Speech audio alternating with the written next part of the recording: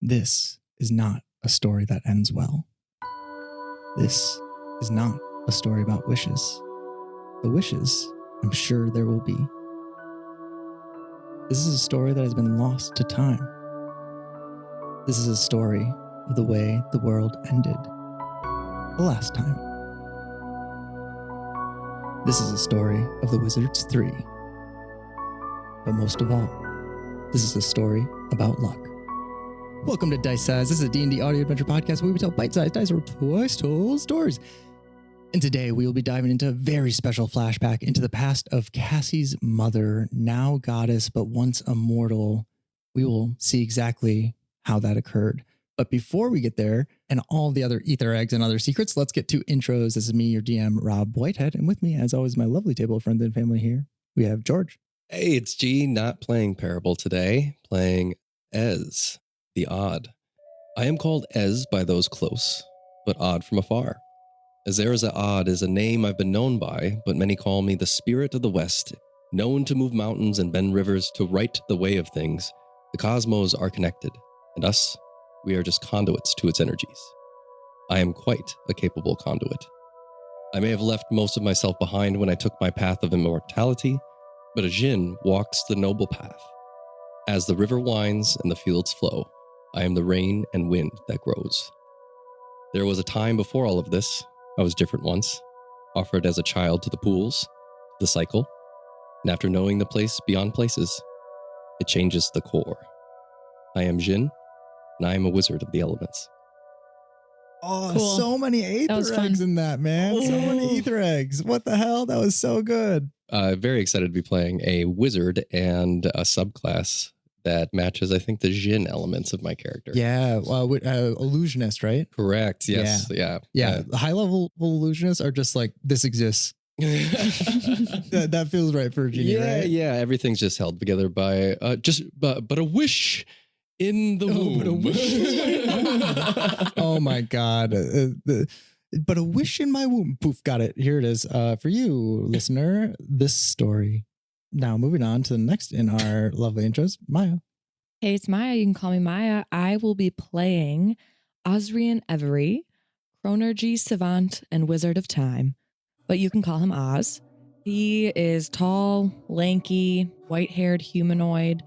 He's got young features when we first meet him, but his eyes seem to have seen more years than he's willing to admit.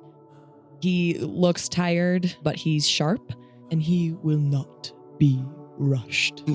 So good. Yeah, he's made a name for himself in the local village or like surrounding area, wherever you decide to land us, as the Sage of the East. And he serves as a pseudo-oracle, giving vague advice about time and soothing worries of those who seek his counsel. So nice. He's already practicing the cult leader thing. Love it. Allegedly. They're just he's just helping.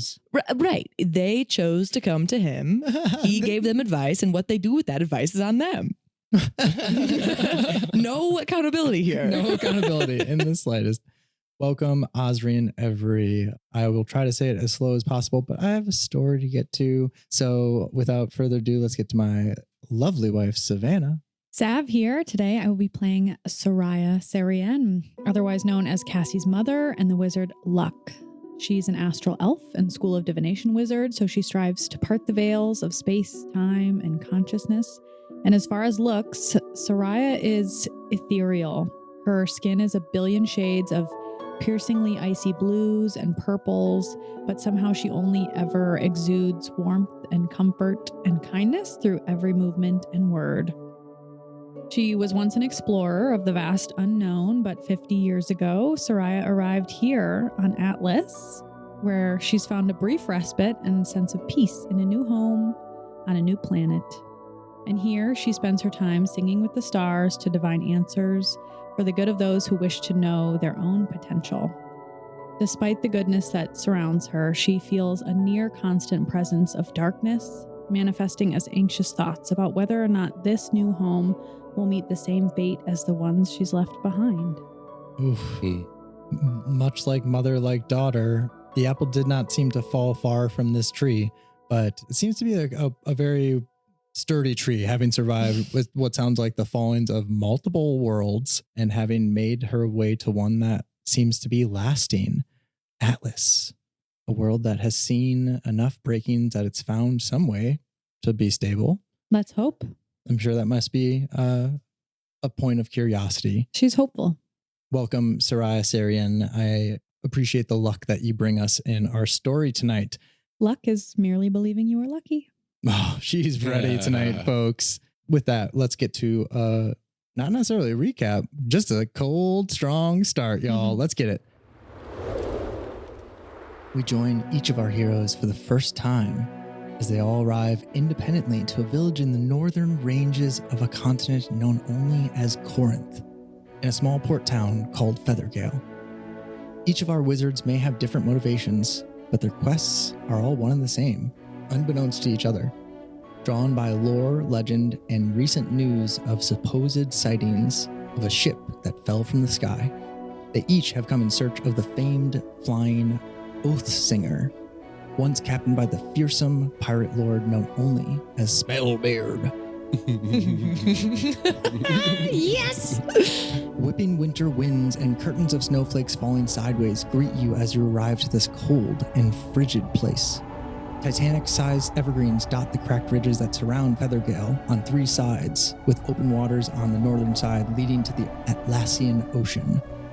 Sheltered from the frigidly cold and biting winds by the natural windbreaks of forest and cliffside, this small town is able to keep the northern bay waters unfrozen during sun season. It is not sun season. The rest of the year is spent ice fishing and crafting goods for sale during sun season.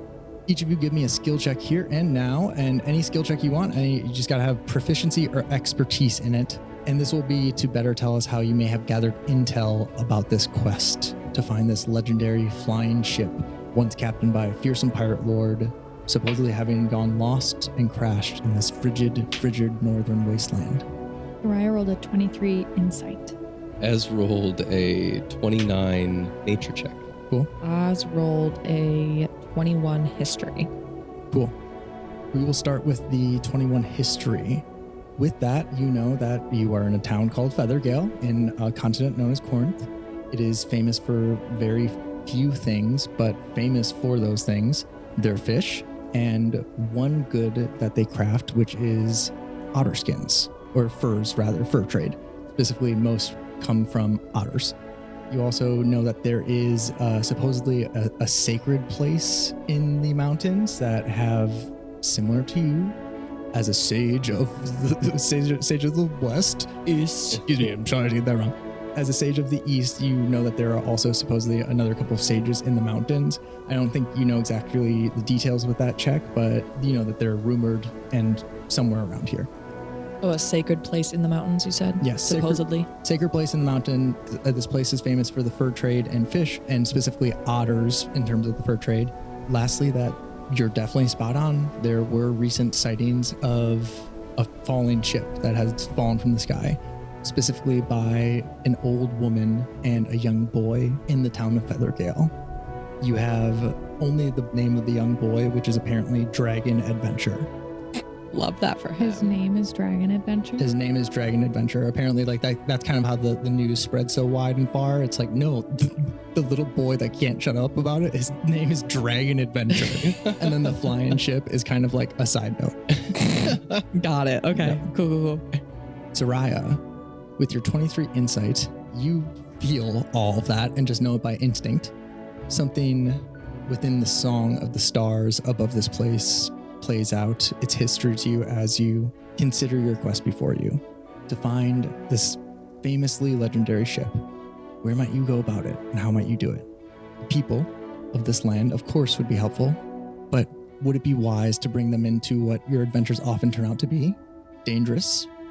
There's, of course, the natural ways of the land, which you've always understood instinctually. As an astral elf being, you're kind of in touch with the movements of the multiverse. More so than that, you as an individual have learned to extend that to nature. So accessing the nature around, and something in your spirit says otters. Seeking out an otter species might be a way to gain further information. Looking for more information about the ship that fell? Yes, as like a way to follow up. Something in your instinct says, I could go talk to an otter and they might know more. Interesting. Instinct is often interesting. Yeah. Lastly, you feel more than anything this kind of draw to co-practitioners of divination. Maybe you've heard of the oracles of Corinth. 3, at times old, at times young, at times middling women who are supposed reincarnations of fate. And they exist in a sacred place upon a hilltop in the Corinthian mountains, which is where you are all now. Not the hilltop, but we are in Corinth in the mountains. Correct. Cool. That's exciting. Those are kind of the leads that you have ahead of you. Interesting. And to be clear, you also felt like maybe you don't, it's up to you whether you have the details of Dragon Adventure, but you also have it in your head. You could go talk to someone in town. Sure. Similar to time. Cool. So Oz, Soraya, Ez, 29 what? 29 nature check. Damn. You're going to talk to otters for sure. Well, I imagine if I have You've already spoken to the otters. I imagine that I've arrived here earlier in the day and I have the lid off my lamp. Just been meditating. And I'm basking in my little holding lamp. I've got a whole living room down in there with like a bunk up in the pour spout. Very, very cool. In your little bottle of respite. Yeah. As you lay there with your 29 nature. I'm like set up like you're definitely going to otters. I'm like set up on like a little stump. Yeah. Like just some random stump, a lamp just sitting there. You feel within you a connection to the water that you have always felt that feels strengthened by these conditions, harsh though they may be. And the stone within you too sings at the mountains around you. You are at more peace than you have been in a long time, having been raised in the desert, a place that does not ask much for stone, at least not as solid as you are, or have the space for much water. Ooh. But here you have space for yourself in all aspects. I think because I'm tiny in this little lamp, I think a big old dewdrop drips off the leaf and comes because I have my lid open. Yeah, so I'm like chilling on the dewdrop, just looking up at the, yeah. As you look up at the sky, that it actually, I don't think you could get a raindrop out right now. It would be a giant snowflake in the conditions that you are in right now, as these northern ranges are much too frigid for rain to get down, perhaps hail on a sun season day. However, it is, like I said, not sun season. As the snow pours in, perhaps it melts enough upon your boat to make a big drop upon you, but the sky above is frigid and cold. And with that 29 nature, again, with this check being in mind to seek out this ship, you feel in terms of nature and how nature observed it, 5 bright points within what I would imagine you see as like this network ahead of you magically at first, and then it converges with the flow of the natural world and the vital auras that exist within everything, from the aura of grass, the aura of stone, the aura of water, all of it mixing at different points till you get to the aura of otter. Yeah.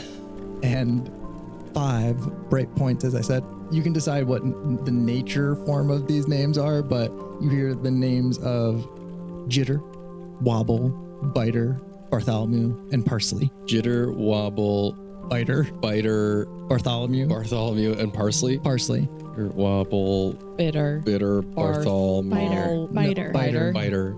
Wait, there's a bitter and a biter? No, not a bitter and a biter. I said no. That's why it bites you. Jitter, Wobble, Biter, Bartholomew, and you like otter? snap out of this very like meditative vision as you actually have the feeling of one of the sibling otters getting their hand bitten, their paw bitten, as if they make the mistake of calling biter bitter, and you snap out. But you know with that check their exact location. You could follow up with them very easily. And you hear them arguing amongst one another. You get flashes of the conversations that they've had about this ship, and no, it's definitely gonna fly. It's not gonna fly again. There's no way it could fly again. That thing came down so freaking fast. Buddy, I'm telling you, look at me right now, Biter. Look at me right now, Biter. As my name is Bartholomew, I will see that ship fly once more. I will, I bet. Parsley, you believe me? Nah. You'll learn to talk one day. It's fine. And the conversation continues amongst Jitter, Wobble, Biter, Bartholomew, and Parsley as they talk about a ship that they seem to have directly observed fall. Amazing. I think it looks like somebody in their living room trying to take a nap. Kind of kick back, feet up. I'm imagining now a snowflake instead of a dewdrop. So I'm chilling on my snowflake and looking up and doze off for a second. And I wake up, I'm like, oh, I heard a chord again. All right, I got to find the nodes. And I use minor illusion to kind of make a digital looking map of where I'm at. Cool. And I just poke the 5 points with I did to light them up. And then I collapse the whole image and I jump out of my lamp, which looks like a little person jumping out of a lamp and then turning big and just landing. I hook the lamp on my robe, my silver and purple robe belt, and comb my silver and purple hair and start to walk towards the nodes. Awesome. I think there's a perfect point to roll initiative here as we will see who gets to wear first. The 15 for Ez. A 9 for Oz. 4 for Soraya. Ooh. Well, with those rolls, I think let's get back to Ez and the otters, I would assume, headed towards the otters.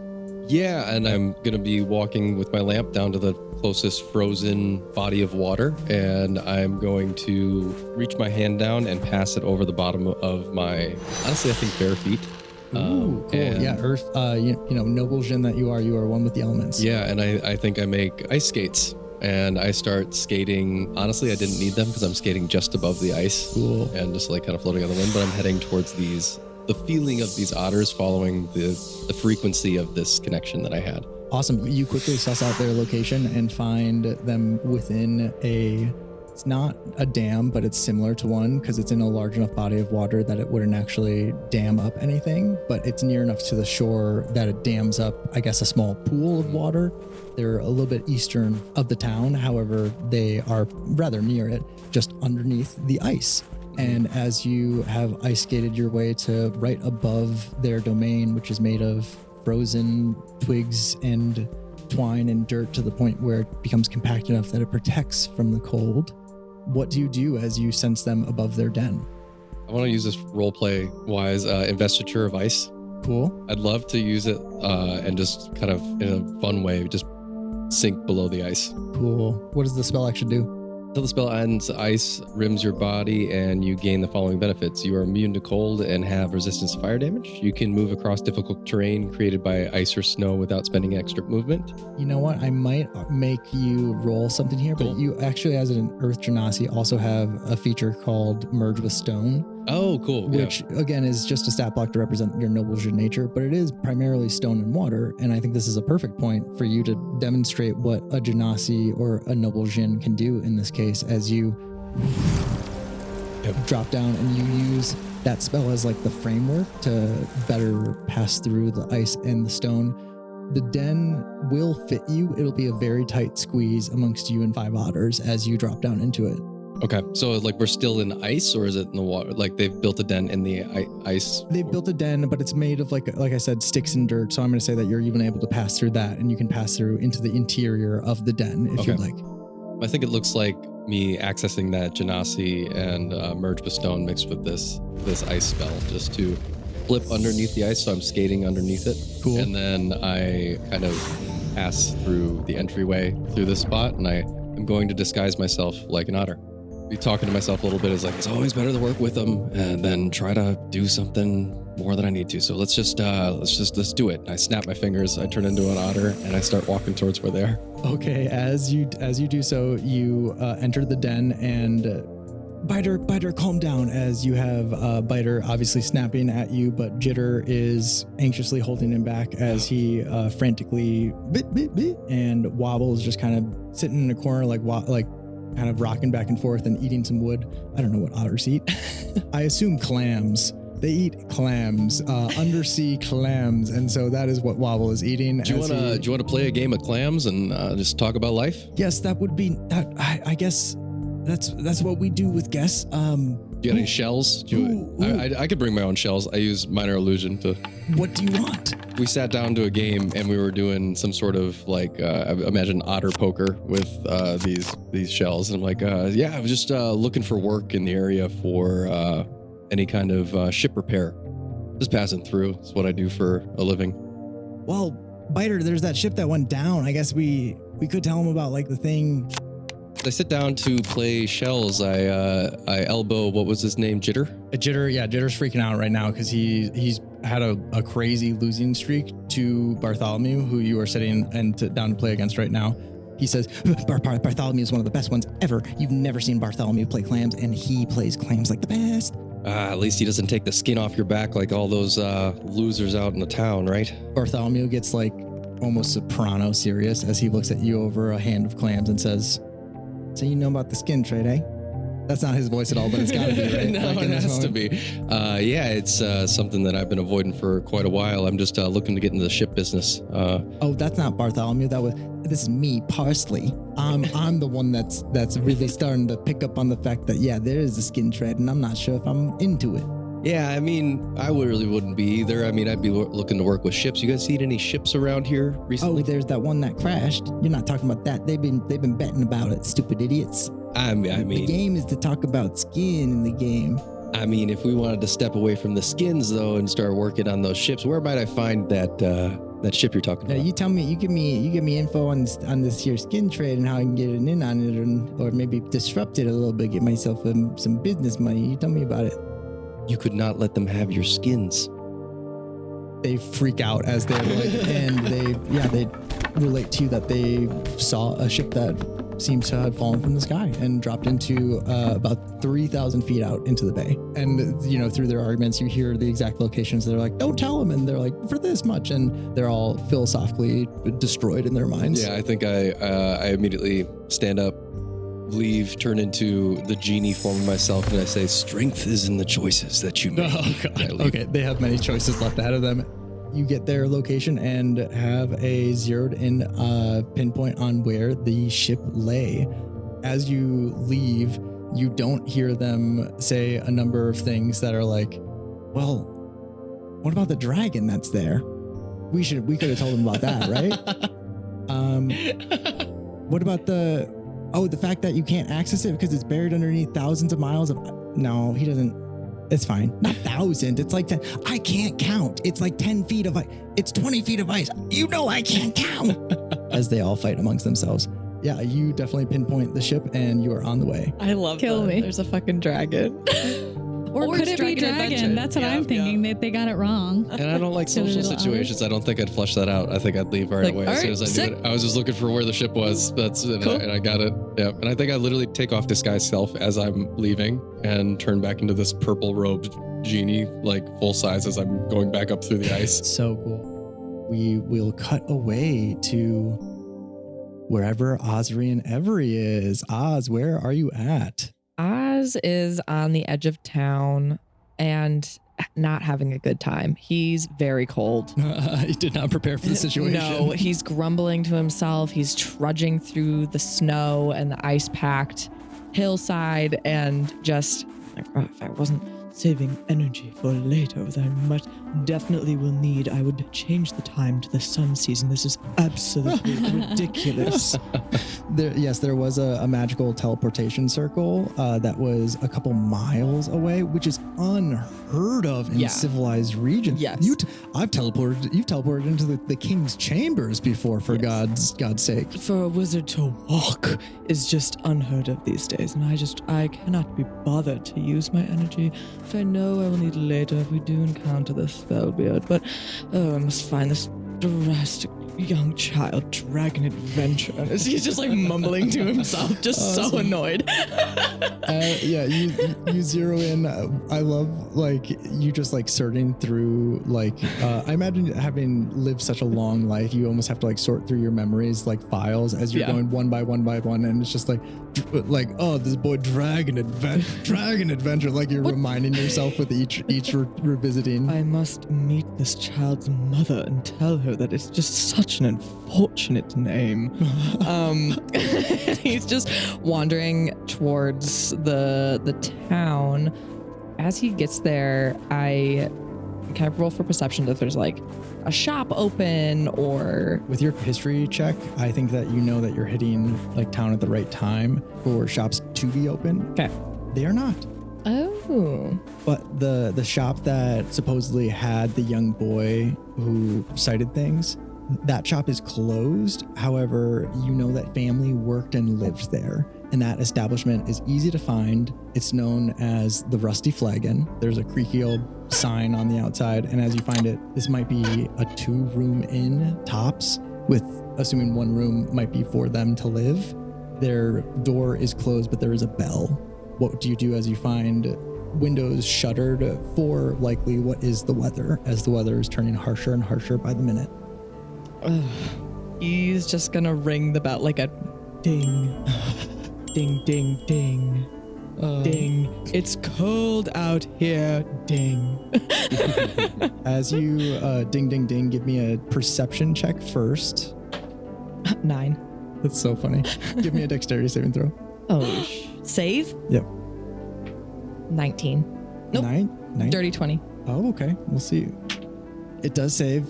You are not grappled by a young boy who drops down upon you, who seems to have a mask made of wood and a white dragon with like blue streaks of lightning coloring the dragons. It's very artistic. And the mask has 2 slotted eyes that are cut out in it, which is all you can see of this boy's face as he says, "You're fast for an old man. I'll have you at your legs on the ground in a second." And he goes for your legs. Damn it, that's a 10. Nope. As this little boy hits you with just like a tiny wooden sword that wouldn't have done damage even if it had. I imagine Oz's dodge looks like kind of a blur, like he blurs and then is in a different position next. So cool. And he would just come out and say, "You silly boy, time hears and sees all. What, like the concept? What be your name, child? No, you answered the question. What be your name? Dragon Adventure. Perfect. Let me in this tiny cottage. Well, May I enter? the biggest building in town, I'll have you know. Incredible. Is it warm? I guess we'll light the hearth. Beautiful. He's gonna just like walk in. As he walks in, he doesn't say mom or dad, which is funny. He says, "Miss Hubble," as he walks in, and a woman who you might assume to be his mother steps down, bleary-eyed, as if just out of sleep, and she says, "Oh, my dear. Oh, welcome. You didn't tell me that a gentleman was arriving." Finally, the respect I deserve around here. Dragon, light the fire, dear. Light the fire, would you? You see, Dragon Adventure goes over to the hearth and goes, honey, it's not gonna work. It's not gonna I'm a dragon, Miss Hubble. I promise you. One day, maybe right now I'm not very important, but one day I will be, and dragons are cool, and there's one on the lake, and I could be a dragon. Honey, would you just light the fire? I'm gonna talk to our guest here, okay? Fine. Sir, please, my name is Eleanor Hubble. Good to meet you. Good to meet you, Eleanor. Please call me You're already calling me Eleanor. Yes. You can call me Oz. Yes, good to meet you, Oz. Yes, Eleanor. She quivers again. So fucking lonely. I too am alone often. Oh, can you just... am I just radiating that? Yes, your desperation stinks. I am here for news of a sighting. A ship may have fallen in these parts. I hear your son, Dragon Adventure. No, not my son. Oh, I'm thank God. What kind of name is Dragon Adventure? Well, so the thing is, he named himself, and it was the biggest mistake I've ever made. Yes. This is what I'm saying. Children should not be allowed to have their own responsibilities. How does one child come upon the name Dragon Adventure? Well, so here's the thing. He's been orphaned since a young child. I don't even know where the poor boy came from. I just found him plopped here one day, and I don't know. I guess he was a baby, and I felt sorry for him. But when he grew up and I said, "I've been calling you boy for so long, maybe you should have a name." It was a mistake. I should have stuck with boy. Yes. Should have stuck with boy. Although I do understand, and every child deserves a home. Anyways, I let him name himself. That's the problem. And he'd been seeing the dragon, or I guess there's a dragon on the lake. He says, don't believe a word he says. He's a liar. Dragon on the lake, you say? Yeah, if you ask him, he'd say ships fall from the sky. Interesting. Eleanor, I am in It was need... actually a large bird. Yes. Stupid little kid. Yes. You know, Eleanor, I'm finding myself quite parched and quite cold. If you could offer such liquid to warm thyself, it would be much appreciated. Oh, yes, she claps. Dragon! No, I only trust the hands of you, Eleanor, to prepare my drink. Dragon, come keep our company. Excuse me, I don't normally repeat words. I'm just nervous. Are you a wizard? I am. I could tell. And she sprints from the room. She goes to prepare some sort of warm drink for you as you have just Dragon Adventure, and he looks at you and says, "What's a wizard?" Oh boy. We will cover that in a later lesson. Today, I must know everything you know about a dragon, a ship, where it might be. I believe you. He tells you, like, instantly. I think this is give me a persuasion check with advantage. We'll see if the numbers agree with me. With advantage? Yeah. 25? Yeah, you, just the way that you say it is space enough for him to unload his imagination, which seems to be grand. Now give me an insight or investigation check to see if you can discern what's going on in between it. Because the story involves dragons fighting in the sky, and two dragons clashed, and they fought so grandly that they took the ship out of the sky. 11 insight. You're not quite able to discern the truth. Cool. Can I cast Detect Thoughts? Yeah. As a way to, I'm hoping, kind of like see what he had seen in a way, like a memory retrieval type vibe. Yeah, he's calling it to the front of his mind. I think even without a save, and with that insight, you can see that the dragons, they're kind of fuzzing in and out of the memory as he's made them so true as to be real. And there's no ship that seems to be jutting out from the ice in his memory. But there is a single point of wood sticking out of a stretch of ice that bears a scrap of sail. Okay. That seems to be prismatic in color, as if it's like not made of cloth, but rather made of something ephemeral. But it whips in the wind like a flag, but is made of rainbow. I imagine as Oz asks the Dragon Adventure what his thoughts are, Dragon Adventure is like, oh, I saw this and I saw this and I saw this. And he's just not listening to that and just detecting thoughts, seeing the memory. Will get up mid-sentence and description of Dragon Adventure and say, thank you, child. I have heard enough. And just turns around and leaves. I love the theme of just leaving after we got the information. He has a smile on his face for a second too long, having not realized that he'd just been used, as you leave without a care for this child, a small poor boy named Dragon Adventure. I think as he's walking out the door, before he leaves, he turns around with a feeling of camaraderie with this child, of also having been an orphan, and just say, and remember, Dragon Adventure. Time equals life. Therefore, waste your time and waste your life, or master your time and master your life. And he'll just shut the door and leave. Wow. As you leave him rocking with those words, I think that smile turns to a look of awe and perhaps less sad, perhaps more. I don't know. You decide, listener, as we cut from there to wherever Soraya Serein is. Soraya is on a trail. She's headed to a hilltop where she's heard of there being a sacred place where the oracles of Corinth meet and gather. Yes, a sacred place. With your check, I think you know that this place is literally not of this world. You somehow feel that in your insight. Look into what this area might have to offer in terms of seeking out this fallen flying ship. You know to look for signs of things that are not of this world. And the trail that you walk upon, you've gotten little hints and bits of it, but it's more the feel. You can feel the vein of astral ore that runs underneath you, indicating that this place may be of here now, but was not always. That speaks true to you, as you two feel of this world and not. And as you walk amongst the mountains, give me a perception check or arcana check. 26 Arcana. You hear these not as whispers, but as clear star song, somehow amplified by these mountains. This mountain range is one that acts as a magical resonance. You feel that resonance with the star song that you are hearing as the astral elf that you are, and as it radiates around these mountains, only you hear the symphony of power gathering here, potential in these mountains, in this small, tiny town of Feathergale, a place made to be calm amongst a torrent. You feel a torrent building here.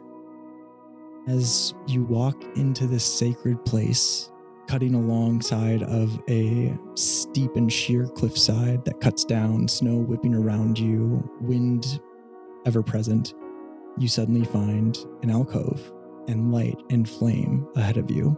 And as you enter this hidden cavern within the mountains, you quickly see smooth stone columns and other planned architecture. But more than anything, as you enter this place, is a feeling of growing inertia and momentum. It starts here, but something is building out there. And I think you even get in clear star song bits of both time and wishes interactions. I think they are very, very curious to you. I mean, it's a bunch of otters playing cards. Clams. Playing clams. And then some sort of pretentious wizard speaking with an old woman and scraps of conversation with a young boy. But as you step into this sacred place, is there anything else that's going through your mind? Soraya, on the walk, feeling like she's on the right path, she takes a moment to close her eyes while she walks and put a hand on her heart and say that out loud. This is the right path. And as she gets nearer to the cave, I'd imagine maybe she's hearing oracles, or not yet? You hear the flowing of water, which is odd, but it's echoing out from the cavern. You do not hear conversation amongst people. Soraya hums some of her star songs in the hopes not to startle anyone who she might come upon. As you enter with star song, somehow finding resonance with the environment that is chaotic and then suddenly smooth, you ease your entry and immediately feel a response. Give me another Arcana or perhaps Insight check to feel what is within this responsive song. The natural one. Oh, I'm so drawn. I know a natural one is supposed to be critical failure, but I'm so drawn because this is representative of something at play here. Your song is meant for oracles, ones that you would also divine insight from. The song that you hear back is hollow. These aren't true oracles. And with a nat one, I will above table tell you as DM to player that I'm giving you correct information. I'm inspired to at that nat one. It's just, it's disappointing. It's like, yeah, unfortunate. It's the worst case scenario for you in the situation. What you were drawn by, you realize, is the pool between them. What is in there is 3 hags that are pretending to be fates. But the pool holds power? The pool holds power. The fates do not. Okay. You hear, No, sister, switch the voice. Welcome. you've come to the sacred pool. I can see that you are also a wise traveler, as we were once. But now others seek us out for answers. For answer. For answer. What be your question, child? Hello. I don't mean to interrupt you, sisters. I am curious if you've noticed any curious happenings in the sky as of late. Oh, do you mean the odd boy in town? He wishes to fly. He won't fly now, though, sweetie. He flies then. He flies then. The only thing that's been flying recently is that ship. Is that what you mean? While the hags are bickering with each other, can Soraya sort of bend down at the pool as if thirsty or looking for a break and attempt to connect with the pool in some way? Give me a performance or deception check. They continue to bicker. kind of unwisely so, as if trying to prove their foresight. They speak of the young boy in town named, all things that you know, like just based on gut instinct, but they are kind of, I think even without a roll, they seem like high, as if they've been taking little hits of the pool, and so they have received little bits of divine insight, but they are not built for it and seem to have driven mad and created a hag's coven throughout it. What is that performance check? I rolled a 10. Okay. And as they finish up talking about the ship they saw, I agree. I say, yep, yes, tell me. What do you know? As you do so, I'm going to, with an 18, they do notice you as you're trying to be casual. One of them steps between you and says, no, we have the answers, not the pool. The ship, you say. Yes, it was in the sky, but it flew far, far away. At least that's what I saw. No, sister, I saw it here. They are conflicting about where and when, and you're unable to get like exact detail from them about where that ship fell. But they confirm through arguments that it did indeed fall. Amazing. I'm going to cast Mage Hand to scoop water from an edge of the pool that's not hopefully within their sight. Give me an Arcana check, and I'll say with advantage due to the fact that you are distracting them by like working them up enough to talk about this. 28 Arcana.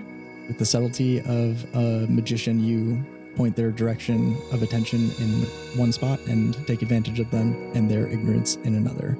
I would imagine even the mage hand dips into this pool with more reverence than they have gluttonously drunk of it. And as you dip into the waters, you feel a flash in your mind, as you often do with the louder of star songs. This feels like Star Song purified, a similar power, different, but astral and transient somehow nonetheless. This pool seems to have power. It wants to move everywhere and cannot. And this magic allows it to be more than just this place. Within that handful of water, you fully divined the ship's location. More than that, you divine the fantasies that have been built around it. The dragons that young boy dragon adventure imagines, and you see that they are silly but detailed and playful, and you appreciate the fantasy there. You also see that other people have built folklore about 3 otters that swim beneath the ship and guard it at all times. At other times, it's a salamander and a giant, and that one clicks true. It's not the beauty that myth and lore creates. It's not something that you would put in your journal. That mast, as it is, underneath the ice, within the ship, you can feel the presence of a giant and a beast that looks draconic, but is a ground-dwelling beast. Everyone's made up stories about this place till they've morphed into a bunch of different legends, but you find the truth through the lore. Are the hags still arguing amongst themselves? Yes, it's getting like almost violent as they're starting to slap fight. I sort of stand and bow my head, respecting the sister who got in between me and the pool. I slowly start to back away, and Soraya says, "Thank you, sisters, for the help. I will be sure to tell the town of your incredible capabilities." Oh, don't tell the town. They come to us nonetheless, but if they... I've left. I was just trying to be nice. Give me a stealth check as you leave. Okay. Dirty 20. With a dirty 20, you're able to time the conversations perfectly to the point where they don't even consider you. As you get out of there, give me an insight check, again with advantage. 30. Fuck. Wow. You feel fate upon you. What 2 wizards in this valley have just done, this wizard of time and this wizard of wish, for you feel their natures as well upon the wind and upon the turnings of fate. What they've done to fate will destroy this world. Dragon Adventure, that young boy, is set on a path where he will become a tyrannical ruler because of the actions of the wizard time. The otters that were inspired will destroy the fur trading profitability of this town. Fighting back and slaughter will be had. And I don't feel there's anything I can do to change this. Being who you are and being in this moment, you feel the power to change that. I do love a side quest. I think we're going to montage through these really quickly. What does it look like as you appear to first the otters or dragon adventure? I walk back into town and seek out Dragon Adventure. You find him pretty easily at the same place that you had felt in your fateful instincts that draw you to places at times. I knock on the door and I imagine he answers, and I bend down on one knee. He doesn't come to the door. Oh. Eventually he does, but what you find him working feverishly hard, inspired by the words of time, not wanting to waste a single second. And you can see that he will burn himself out into a resentful, hostile person unless you do something. What's he working on? It's like sharpening blades for the kitchen. Dearest dragon, what are you working on? Well, I was thinking about becoming an adventurer one day, and I really want a sword, and Mom said I can't. Well, she's not my mom. Miss Hubble said I can't have a sword, so I thought I could maybe get good at the kitchen knives, and then once I was good with those, I would go find a sword. Anyways, I was cleaning the kitchen. You know what happens when boys your age play with swords? They get hurt. I don't want to see you get hurt. I think Miss Hubble walks in at that point and says, "Get back to sharpening knives, boy." You feel a flash of song in this moment, and you see the story written here. This boy is in a terrible situation where a woman took him in, does not want him, works him to the bone, and he is unable to get himself out of it because he's too young for a life of adventure, which would be the only thing that could get him out of a place like this. Miss Hubble, do you mind if I have a moment with Dragon? Who are you? I am a wizard and I am looking for information. And You are no wizard. I've met wizards, dear. Be gone with you. We've had enough today. Can I cast Friends on her? Yeah. I do. You Okay. have to succeed on a wisdom saving throw. That is a 2 on the die. Okay, perfect. So we have a sense of friendship. I'm sorry, dear. I saw for a second. Your cloak's rather dirty. Have you been just out in the nature? Yes, I love my cloak. Thank you. Sorry, I just hadn't assumed a wizard of. No, that's we shouldn't assume, right? Unkind. In harsh times, one needs to. Like right now, if we don't have those knives cleaned tomorrow, and she kicks Dragon Adventure into the kitchen. If we don't have those knives, Miss Hubble, if you Yes. don't mind, I really would love to speak with Dragon. It's important. for a wizard, I would love to do that. Thank you. And as she goes to the kitchen to angrily mess around with knives, you have a young Dragon Adventurer still steaming a little bit, but he's there and listening. I'm going to take out one of my blank notebooks from my cloak and hand it to him with a quill and some other colored clay sticks to make drawing more fun. And I'm going to tell him, well, sometimes it seems like the world is full of adventure. All of the best adventures can happen in our hearts and in our minds. You see a little fire in his eyes relight. He was just wondering if that was okay. If he should put down all of his silly thoughts and stories and just stop wasting time. I look at him and I say, in your heart, if you are a pirate, if you are a wizard, if you are a time traveler, then it is already true. You don't need to adventure out into the world to find adventure. Wait for the right time, the right moment, and adventure will find you. But until then, be strong. I'm sorry, miss. What did you say your name was? I'm just a friend. I imagine in the window you see the clouds clear a little bit as you reflectively see the doubt clear in this boy's eyes about whether he was wasting his life. And now you give him the permission to imagine a better one and prepare to take that on. He might not have a way out now, but at first he was really resentful of that as soon as that first wizard left. But you give him the permission to dream while also working towards it rather than being so overwhelmed by the idea that he can't. Is there anything else as you... I make a swift exit. I've got otters to visit. I think he's both in awe of you, but also wants to pursue his imagination so badly that you're able to slip out between really excited questions about what's it like to be a wizard? You're a wizard of what? And he is scratching his quill as he hears the door swing. Young Dragon Adventure hopefully will find his way out one day. You move on to the otters. What do you do as you approach to their natural domain? Frantically talking about some bigger otter that came in, beat them really badly at clams, like to an expert degree, and then left on ice skates. I think I similarly, and obviously without knowing it, would probably just appear in the den, not knowing how else to make an entrance. So this might be a second startle for them today. Spider, no, don't. I know it's scary. I come in peace. As he's Biter's just biting you and wobbling in the corner. Oh, and no, I'm not food. Please don't. Jer says, No, thank Bartholomew, you know I'm not good at this. Please talk to him. Welcome. you. Friends. You're the second unwelcome visitor. Not unwelcome. Unwelcome. No, we otters are very welcoming. I do apologize for the surprise entrance. I didn't know how else to get in. It's a beautiful home you have. Well, I guess the front door is a little small for someone so 2-footed. I do have two right now. No paws, I see. Nope, just these. She wiggles her hands. Your kind in these parts, they don't like us much. Oh, they don't? They steal our skin. I would never. Are you sure? Give me a persuasion check. 14. Speaking against the trade, even the 12 that they roll, which I think is pretty representative of the skepticism that they show most, that's definitely enough to get on their good side as they say, well, we can tell that you're not one of the ones that might hurt us, but doesn't mean that you won't use us. Like that guy did just a second ago. He just came in here and he just beat me at clams, stole all my money.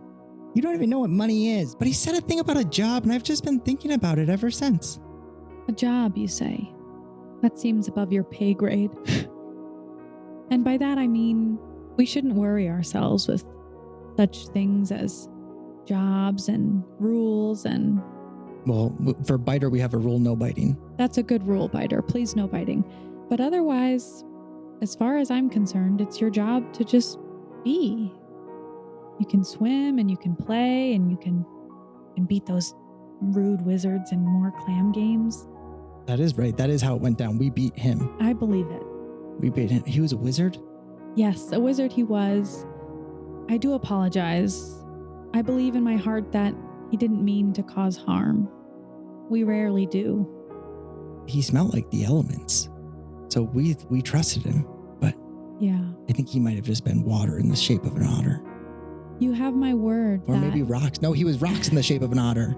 You have my word, friends. If you can do your best to forget the feeling he left you with and carry on with your playful, wonderful, fruitful lives in the water, I will continue fighting for more honesty, more transparency between we earth-dwelling creatures and small critters like you. Give me one more persuasion check, and this time with advantage for sure. 18.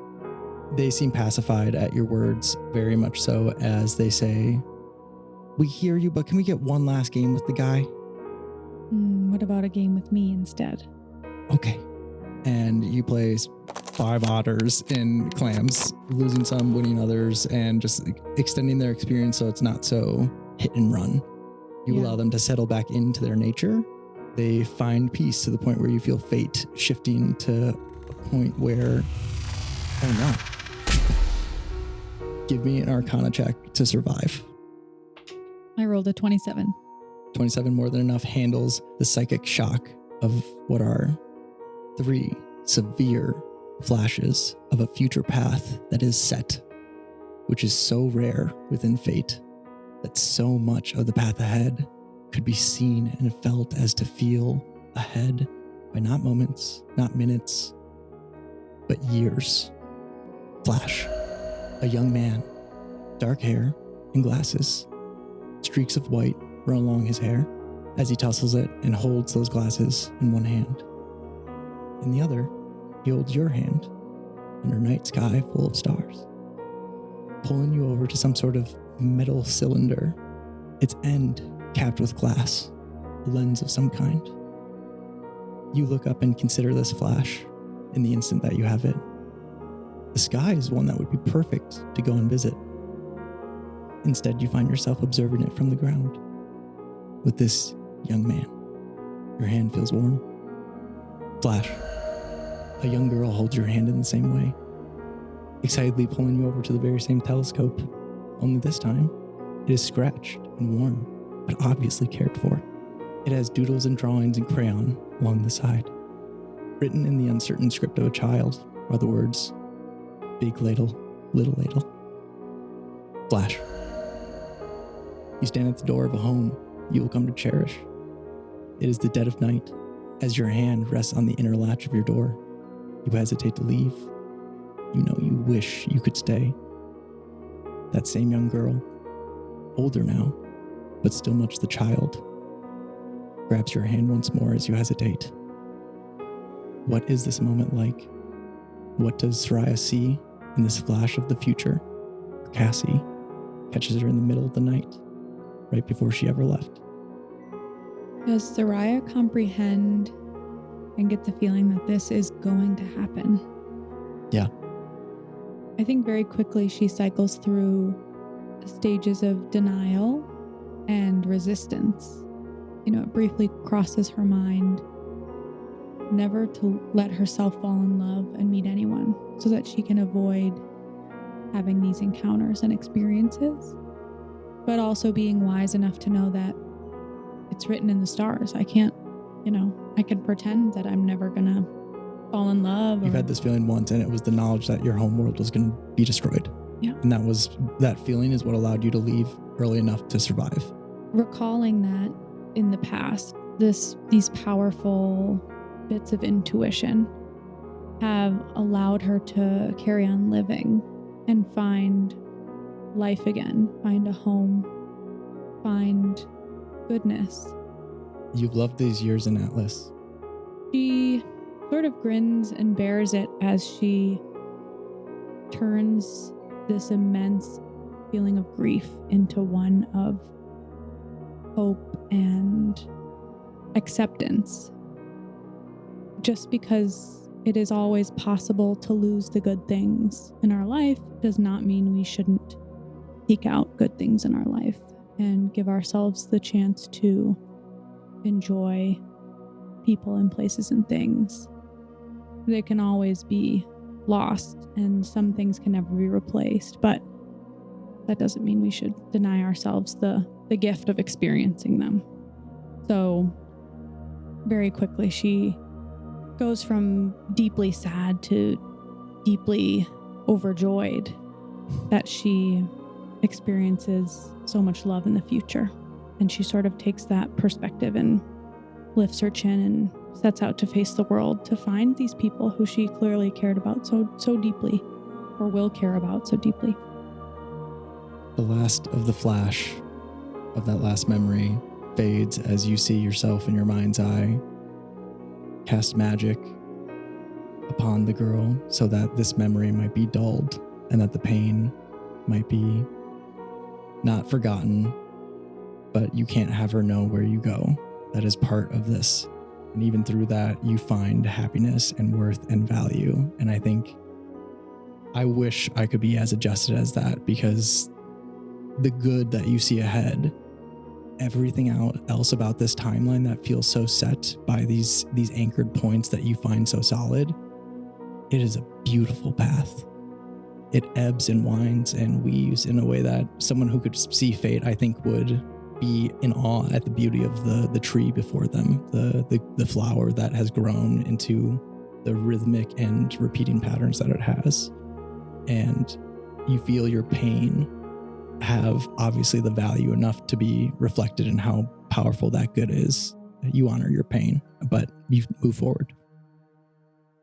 And I think there is a perfect point to flash a little bit forward to where we find 3 wizards. All of you, I'm sure, have different ways of getting there, but all of you feel one another as soon as you're within a few hundred feet. You approach the sunken and crashed flying ship known as the Oathsinger, which lies beneath the ice. All 3 of you wizards can feel each other as you all approach within 600 feet of what, through arcane or mundane senses, you are able to feel is the mast of the Oathsinger sticking up and out of the ice. Through these senses, whatever you're perceiving, you cannot see anything else other than that. But what you can feel is the presence of 2 other wizards. What do you guys do as, again, within about 600 feet, you're approaching your destination and you feel the magical presence of another wizard? Soraya says, "Friend or foe? I want no trouble here." Can we hear each other? Yeah, the sound travels quite well over the frozen ice. I know you're there. I can't imagine we're all here for different things. I am a friend to some, but I give a side eye that I hope you can feel from where I'm at. I'm imagining us all like equal distance away from this mass, and I'm like, when's the last time any of you had a wizard's race? It's been decades. Shall we? Yes. I'm just laughing because you just must not know who I am. Shall we use the typical wizard's race rules? Go on. Oh, don't you know? Go on. Do not humor me in this way. There are no rules. And I take off towards Towards the ship. Yeah. As you do so, everyone give me a history check first to see how familiar you guys are with the reputations of one another. Time, do so with disadvantage. Natural 1 for Soraya. Oh. Which is funny because didn't you say I had a sense of their energies? I think, yeah, Or was that just in this that is the instance? first you're hearing of them, though. Okay. Their rumors are spread far and wide, but you've heard of the Sage of the East and the Spirit of the West, but nothing more. Cool. 18. Okay. 14, all told. You guys have heard of each other, first of all, Time and Wish, and I think you've also heard of this new wizard on the block that's been stirring shit up left and right and giving other wizards bad reputations. Apparently, what happens when she comes through town is very different than what happens when most wizards come through town, which is chaos and magic. And sometimes a lot of nice helpfulness and a lot of whimsical things, but more than anything, chaos and disorder. When luck passes through, that does occur, but somehow always for clear skies afterwards. And that reputation is built and built and built to the point where just by juxtaposition, other wizards are starting to get a bad rap. She doesn't cause collateral damage, but when collateral damage is caused, people have started to speak up. The one who has mastered the effect of the butterflies. Mustn't we be careful around this one? I can hear you. Oh. Care to introduce yourselves to me? No. Oh, good. We're off to a great start then. I am Ezereza Odd. You may know me as the Spirit of the West. Oh, I have heard of legend. I may have met you by chance, but I feel like there might be fate more at play here. Seems so. And you? Crabapple? Crabapple, what a dreary nickname. Well, careful or it just might You stick. can call me Oz. Yes, my full name is Ozrien Everi. I've been known as the Wizard of Time. Ah, Ozrien. Yes. I remember Ozrien. Oz. For simplicity. Sounds like he'd rather be called Oz. Or the Wizard of Time, all-knowing Oracle Sage of the East. I'll let you choose. All together or? Again, the world is your claim. I think the wind may blow through this one. What if it goes wrong? Why? Is he holy? The clam? He said the wind may blow through this one. Three wizards break out in laughter.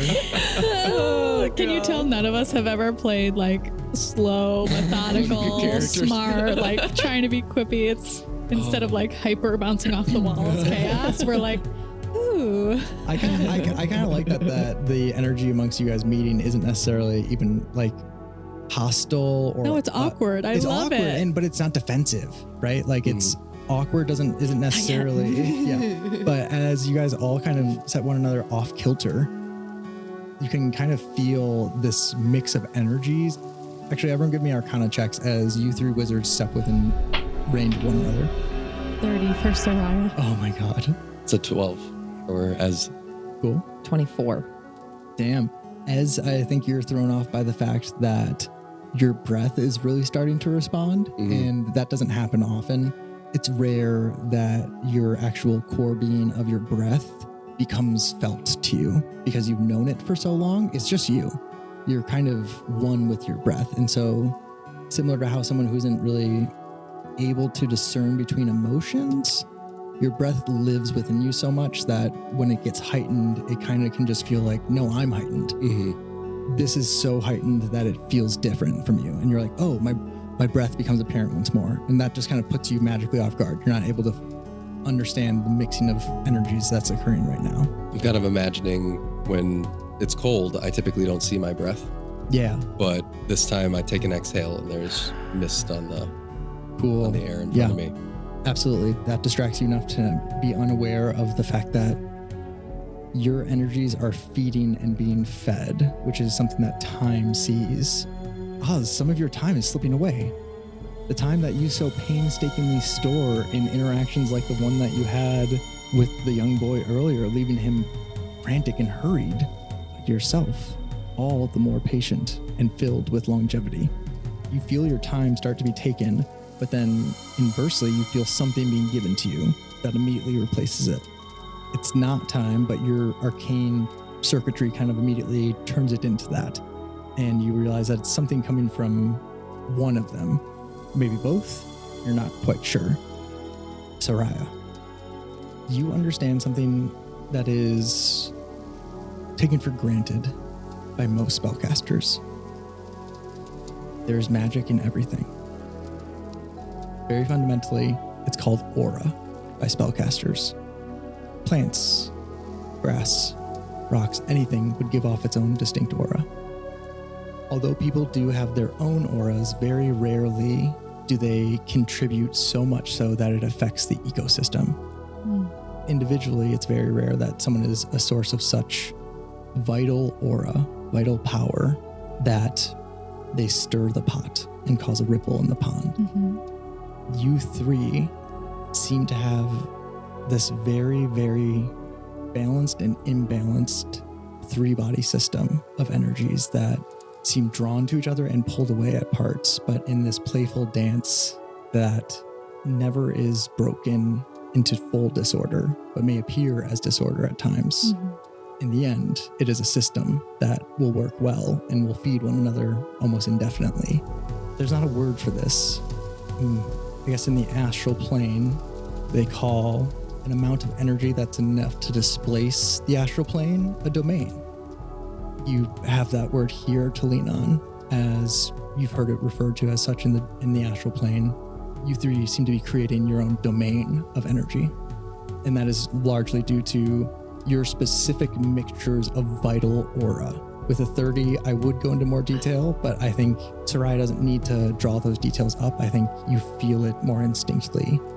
These terms aren't necessary for this revelation, but the fundamental terms that when you think of vital aura are exo, emo, and ego beasts.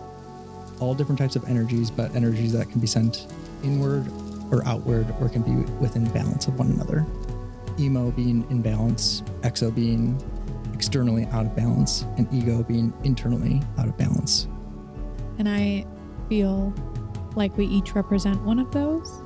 You feel yourself constantly pulled off center by these two individuals and then somehow brought back on. I think it was in that first awkwardness and then the laugh together suddenly. Yeah, it's like a click. Yes. Experiencing this, Soraya, first she studies both of these people very intensely to make sure that neither of them looks like the man in the vision she just had. And having confirmed that, she then, it sounds like maybe they're chattering amongst, as a group they're chattering, and she sort of pulls herself back and her brain quiets and she just sort of feels this strange click and wonders why it took so long for us to meet, but only for a moment. And then she ponders, we must have been meant to meet right now, right here, for some reason. That feeling gives her both a jolt of excitement and a jolt of fear, knowing that, it feels like we were meant to meet. This is where we're meeting. This ship is clearly why we're meeting. We're three very powerful wizards. something's about to go down. And with that, I think everyone roll for perception here. We're going to say DC 18. 7. 27. 13. You guys have all closed in to around 120 feet, and suddenly there's a massive displacement of mist and snow as arrow the size of a javelin is headed towards your group. Roll for initiative. Oh my god. What? Disadvantage for those that are surprised, which is anyone except for Soraya. I defense against being surprised. Oh, damn. Oh, and I think Nice. do you have the alert feat too? Yes, I do. Oh my god, nobody's surprised. Just, We saw this coming, if you will. why did I even ask for that perception? 18 for Soraya. 24 for a time. Sick. Okay. Damn. Same. With the attacker rolling low here and you guys just having the time to react as you are wizards, I think it is quite efficiently. Soraya, this starts with you noticing it, but it sounds like time goes first, as I think it is you that allows the other two wizards to realize that a threat is coming. How do you think do you actually communicate to Time and Wish that something's about to go down? It's got to be a wizard telepathy moment where our Bluetooth is just connected and I'm feeling something through the ice, I'd imagine, or like sensing something. And I send some of that concern out to them as well. Immediately going from silly to serious, I think that spreads amongst the group quickly. And Time, that is you first, as arrow hurtles through the air at you, but you moved quicker than that. Someone has joined our race. Yeah, I This think. is like moving at Dragon Ball Z time. This is so cool suddenly. So we know it's coming. We're not surprised. You do spot a massive frost giant standing near the mast, and so he's hard to spot from this distance and with the disruption of the mast at first, and then you see him. But standing with a large frost bow stands a frost giant. I think Time is going to blur and appear a couple inches to the side Cool. as the thing misses him. Headed towards your Javelin. direction. Yeah, it's just like, ooh, I'm just going to move out of the way. You're going to have so many people going to the eye doctor. Yeah. Eventually the thing will pass me. I have seen it. He's going to step out of the way of the thing, hold on to his chronal sphere, pull it out of his cloak, and he's going to cast slow. Oh, cool. So I'm going to need the giant to roll a wisdom save. That is a natural one. Okay, well, that is not enough to beat a wisdom save of 18. Tell me what slow does. So you alter time around you up to 6 creatures of your choice in a 40-foot cube within range. And this is within 120 feet. You can do this? Yes. Damn. So I'm just going to land this right on top of the guy. So cool. The arrows like barely left the bow as you cast slow upon him. He's like, just for good measure, moves out of the way, but I'm just like, you silly creature, and just cast slow. Cool. Effective target speed is halved, and it takes -2 penalty to AC and dexterity saving throws, and it can't use reactions. Cool. On its turn, it can use either an action or a bonus action, not both.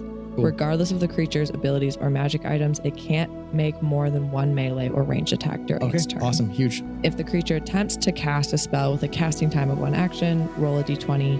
On an 11 or higher, the spell doesn't take effect until the creature's next turn. Fucking killer. Okay. I'm gonna make one more roll. And there's actually cool. Noted that there was a save back here. Is there anything else that you want to do before we get to Wish? He's going to just take the rest of his movement forward. Just like, if you're going to kill me, let me look you in the eye. And just And keeps cool. moving forward. Awesome. So you got 30 feet unless you have any bonus action abilities to make it a little bit more. No, he's just going to continue like trudging forward. Cool. Trudging forward as you do. One make it another 30 step feet into about a time. one step at a time. You make it up to 90 feet, and that is going to be Wish up next. All right, so we see a archer of some type up on top of the mast. Yes, a frost giant, which you know Frost giant. which you know as an elemental yourself in part, that frost giants are resentful of being a part of the elemental cycle. They thrash against it, and you would not be ready to allies. You would be natural enemies to a frost giant. Don't worry, I've taken care of it. I am going to cast Tidal Wave. Mid-magical skip through the run, I pull out one of my books and I flip open to a page and I close it. And as I'm closing it, a wave of water is going to come out of it. And It's got a range of 120 feet. I conjure a wave of water that crashes down on an area within range. This area can be 30 feet long, up to 10 feet wide, and then up to 10 feet tall. Each creature in that area must make a dexterity saving throw. On a failed save, a creature takes 48 bludgeoning damage and is knocked prone. Okay, that is going to be a couple saves over here for me. What's the save? 20. It's DC 20? Yeah. Oh my god. Oh my god. Yeah, I don't know. Neither of them make it.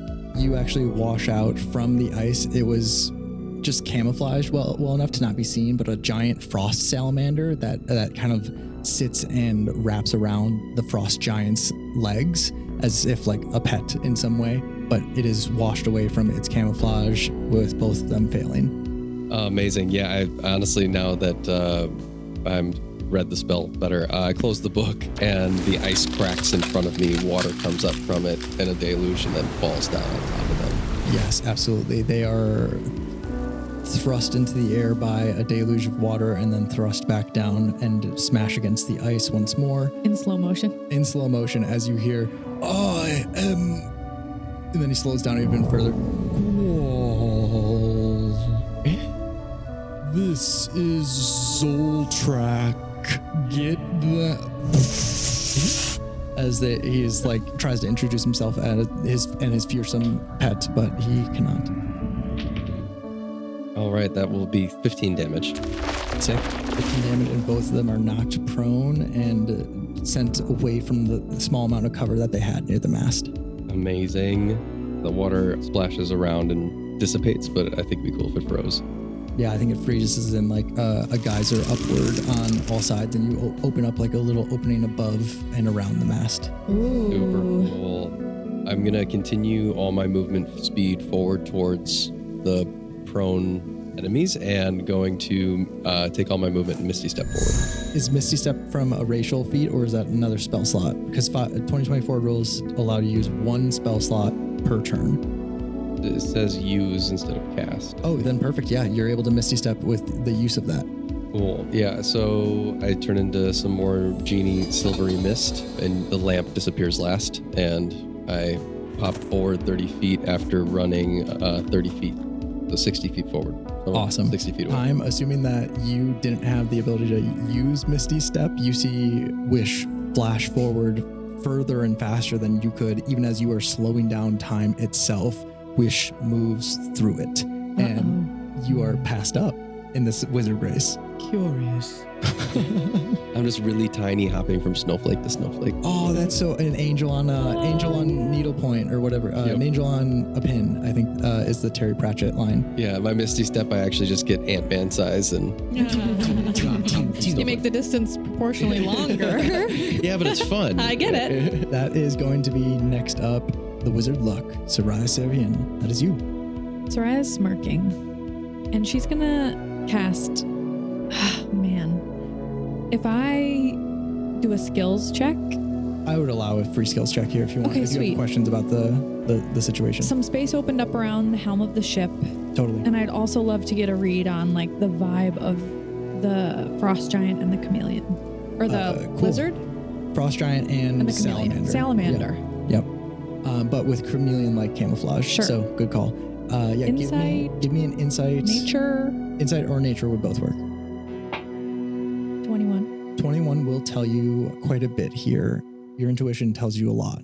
You see this frost giant, and at first he seems not necessarily not hostile, but like as if he's trying to introduce you to what he seems to be like proud of as a pet.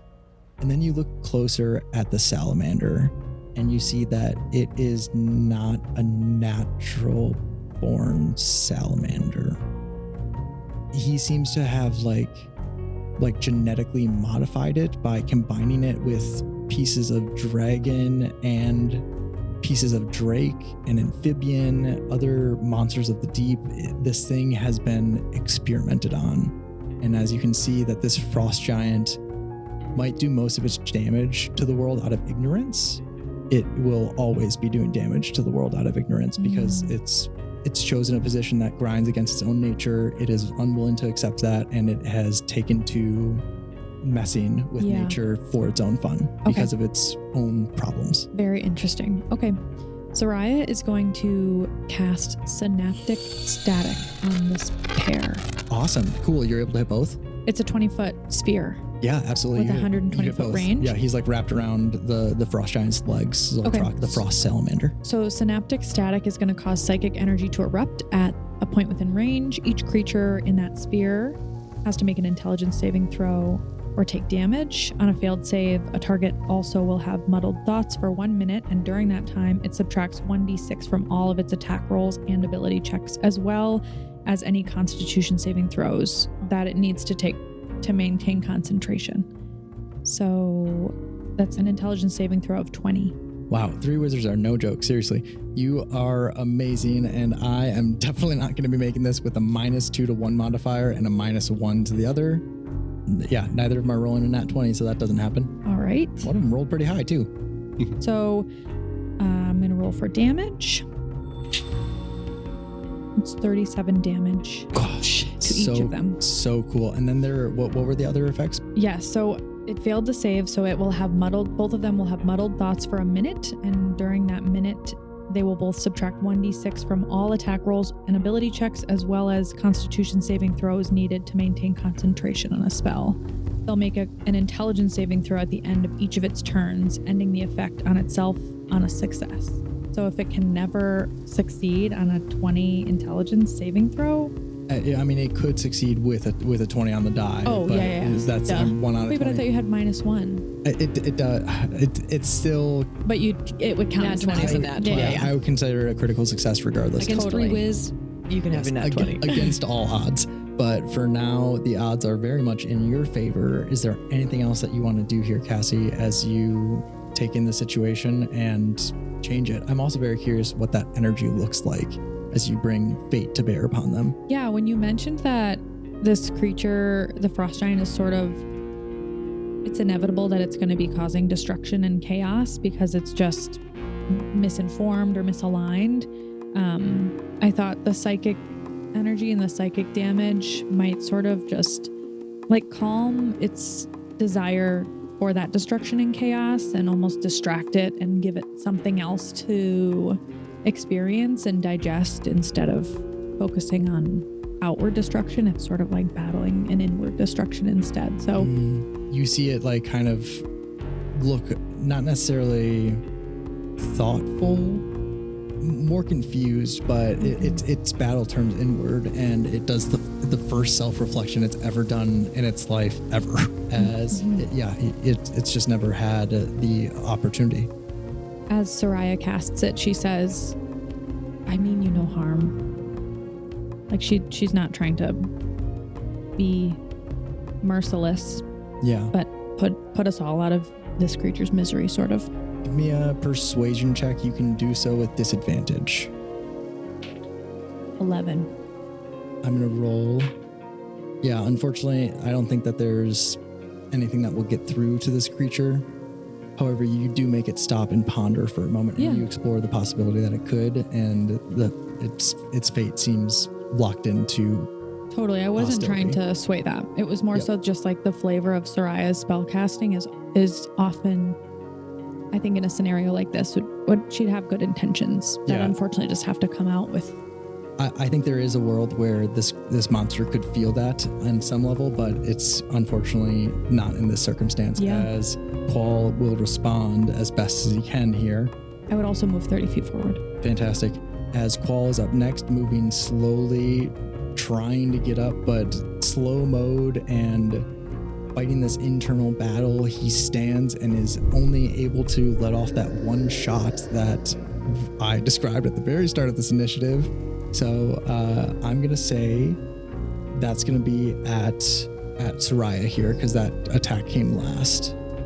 That is a natural 1 on the die. That won't quite make it. No, it won't. And I only get to make 1 attack because of slow?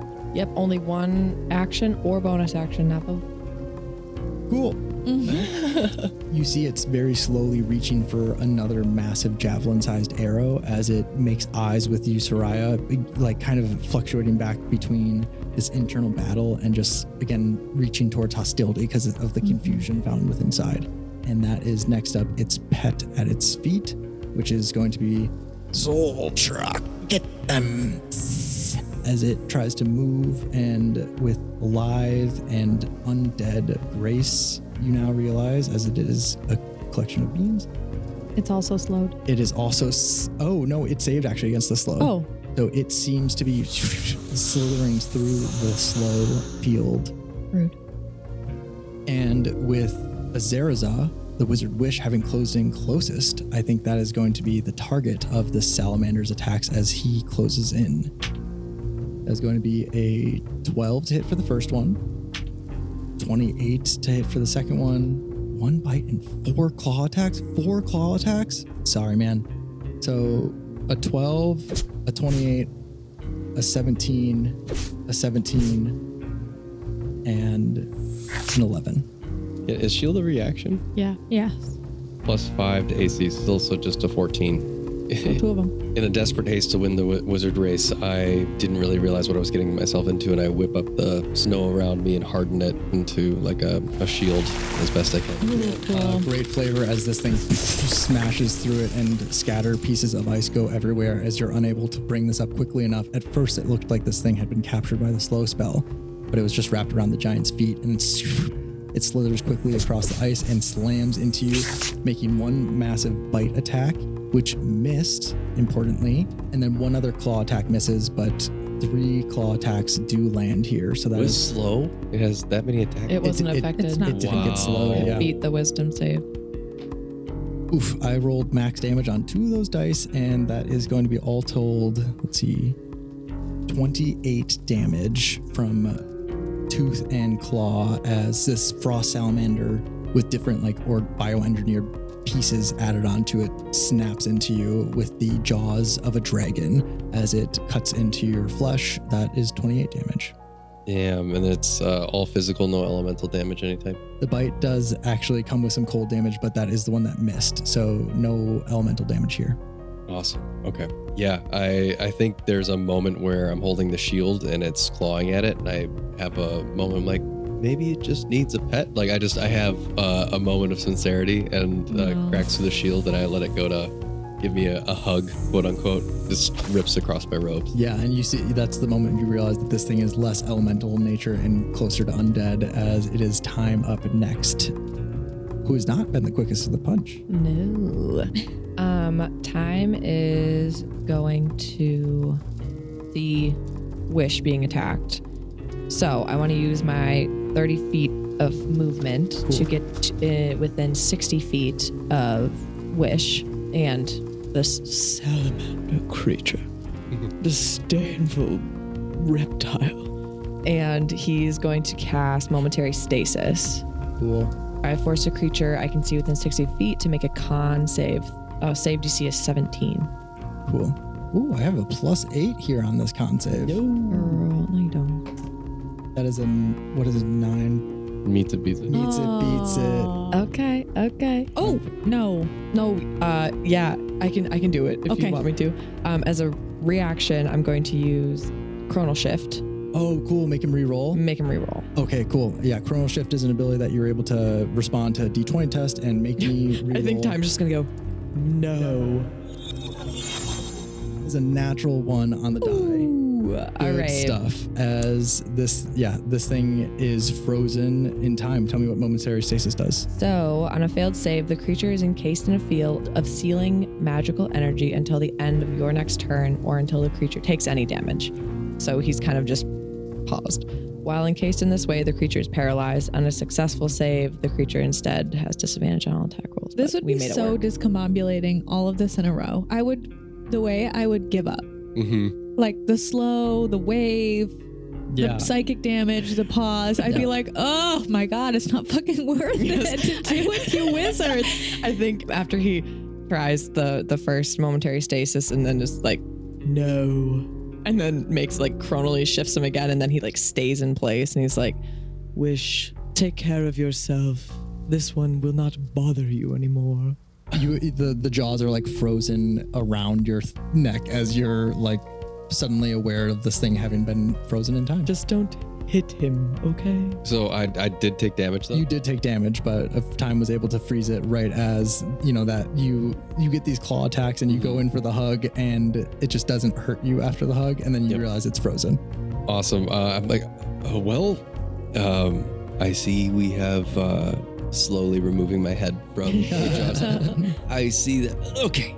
I see that we have all made it to the ship.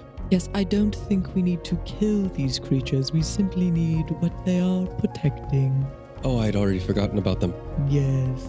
Wish, that is you up next. Yeah, I am going to look to my friends and cast Pass Without a Trace. Oh, okay, cool. Your friends. Interesting. As Wish looks towards these other wizards. Pass Without a Trace comes from the Earth Genasi part of your character build. I find that inspiring because that is driven by your Jin side. Have you ever extended your Pass Without Trace effect to others outside of yourself?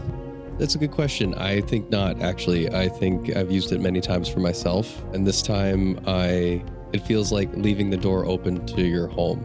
It feels a little vulnerable at first, but I kind of mist into snow and shadow, and there's little tendrils that reach out to the wizards on my sides.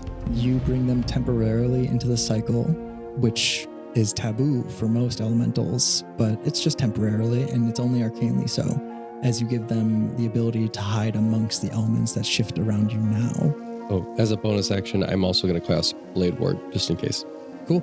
I imagine like almost a crystal hardening of Genasi skin. Yeah, I think it's a very elemental. I do it right before I turn to shadow and mist. So I think you see like the ice climb up my legs, hits the top of my head, and it all like kind of shatters into snow and ice and crystal and shadow. So sick. And Soraya, that is you up next. I guess we don't have to kill him to just leave him incapacitated, huh? True. All right. And you have essentially incapacitated the frost salamander, so Yes. it's one left. I'm going to have to move 30 feet closer to be within 90 feet. Okay. I'm going to keep inching forward. Gliding across the ice, you near this frost giant and its frozen frost salamander. And then can I use Thunderstep but make the explosion happen near them instead of where I leave? Give me an Arcana check to do so. We'll say DC 20. 23 Arcana. Do you want to hit the frost salamander or just the giant? Just the giant. You're able to use Thunderstep in a way as if you have to like really hold in the energy, which wants to be released with the momentum of the jump through space. And instead you hold onto it tightly. The Arcana check is almost about like holding your body together as rampant magical force tears through your physical being, and you magically restrain it within your spellcasting network, and you appear in front of the frost giant and send a wave of thunder at him. My goal here is to crack the ice. As you do so, you definitely crack the ice. I think give me a luck check. This is going to be fully raw, just whatever the number is on that die. Anything below a 10 drops you into the ice. Okay. It also says each creature within 10 feet of the space I left, but in this case landed in, has to make a con saving throw. 18 luck check. Okay, luck check, and that's a save on the con saving throw. It's a con saving throw of 20. Yes, with a 24, we'll save against the full damage, but I think we'll still take half here from that Thunderstep. Okay. 16 damage. Have to 8 damage, but you still hurt him, and I think send him a little bit of a distance away with Thunderstep. My goal is to plunge him into the ice. Oh, okay, cool. I will give him a luck check as well. With a natural 20, he slides on the ice and maintains his footing. Okay. And you also do not plunge, but you open up a greater hole into the ship down below. Give me a perception check as you do so. I would love to. 13. You see a skeleton down below holding the ship's wheel at the helm of the ship, seated in what looks to be some sort of chair is too ordinary a word for it. He seems to be seated in some sort of tall-backed, levitating now that you're looking at it, chair, but it's much too magical and grand for that. It's more not a throne. I guess on a ship you might call it a helm. This skeleton body sits in this helm holding onto the wheel, and you see almost like the flag attached to the mast, waving like a flag but made of rainbow, a beard on the skeleton that wisps with elemental energies as if waiting to be reawakened. Okay, to end my turn, Soraya is just gonna, through like wizard senses and how we were probably communicating earlier, just say, there's still life left in this ship. We've got to get it back up into the sky. Just confirming that I feel the presence of life in the ship. Cool. As you do so, that is Qual up next, who is still under the effects of the slow spell. Jeez. Okay, so he will use half his movement to stand up from prone and will, he's just going to go for a bow shot. Affected target speed is halved, so he's using all of his movement to stand up. I think it actually he still gets to use half his movement, but it's halved in half. So he uses 7.5 to stand up and he's got 7 feet of movement left, but not that it matters, as he will send out one shot of 24 to hit at Ezereza. Is it a spell? This is another arrow, as he raises the great bow and is able to get the shot off as a javelin-sized arrow heads your way, Ezereza. You will hit, but I'm going to use illusory self. So you see me get struck with the arrow in the chest and fall over dead, but then there's another me standing behind that one and looking down. So Very sick. cool. So do I even need to roll damage? No. Oh, so you just full up auto miss? Yeah, it automatically misses. Can't use this feature again for a short or long rest, but So cool. unless I spend 2 spell slots. This was the attack to do that on. So cool. I don't know if you were thinking about, but I'm glad you didn't waste it on the other ones. This was 2d10 plus 6 plus more cold damage on top of that. Just for RP, I walk up and I pull the javelin out of The arrow. out of my chest. It is long enough and large enough. You've been looking for a staff. Yeah, perfect. Ooh. Yeah. Capped with this insane amount of arcane crystal as if a residue from the spell work. You have this new wizard staff in your hand. Has a little ice on the tip. For sure. Next up, Zoltrak, the frost salamander, but he is frozen in place. Does he get a save? It is called momentary stasis. The end of your next turn, or until the creature takes any damage. Okay, cool. So it he's is still frozen. Still frozen, as that is next up time. Oh, great. Oh, this thing is going to attack me in a moment. Well, I didn't want to hurt the little salamander. It's an undead zombie salamander. You're good to hurt it. Okay, so fair, so true, so right. Yeah, I'm going to do spray of cards, which for time just look like the shape of a playing card, but they're all just like light and kind of spectrally. Cool. So he'll just kind of throw like zing, just I like love that. light Like darts or something. kind of hinting at that like very humble origins that he now hides with light and magic. These Yeah. are cards on some level, but you send them out with wizardly finesse and what's the save? Like you don't even see his hand; it just kind of comes out of his robe, like his, Tarot he's, cards. No, it just Soraya says, what are those? simply vessels. Tarot? Simply you say? vessels. So good. Okay, so I'm gonna cast that. He needs to make a dex save, which he's gonna fail. Yes, will fail auto. I will be upcasting that to 5th level, so he'll be hitting 5d10. Ooh, nice. Dang. 21. 21 hurts badly. Damn, that is good stuff. And I believe there's an additional effect. 15-foot cone of spectral cards. Each creature in the area must take a dex save, but he fails. I'm going to say the salamander is also within range to take that damage too. And has the blinded condition until the end of its next turn. Great, awesome. So they are both blinded and hurt by that, and I think it's somehow poetic as you send out little bits of light to do damage against this thing. I imagine the community one day that time will one day lead of They'll tell stories of me. the little bits of light that I leave here and there. That is going to be next up, the Wizard Wish. How are they looking? Pretty bad. They are officially bloodied and quite near their demise.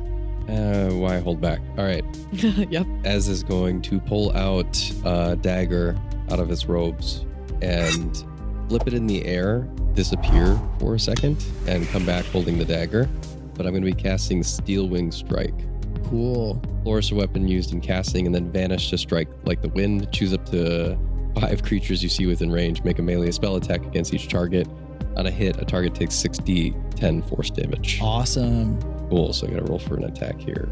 You become the wind, sharp as a cutting north wind. That's a nat 20 plus 12. Wow. Okay. You can pick both of our targets too. Mm-hmm. Oh shit. Yeah, and the dagger's just a component, so I like as a distraction, I like flip it up and they disappear. Woo! So cool. Melee spell attacks will also crit, so you will be doing double damage with that. Dang. Okay.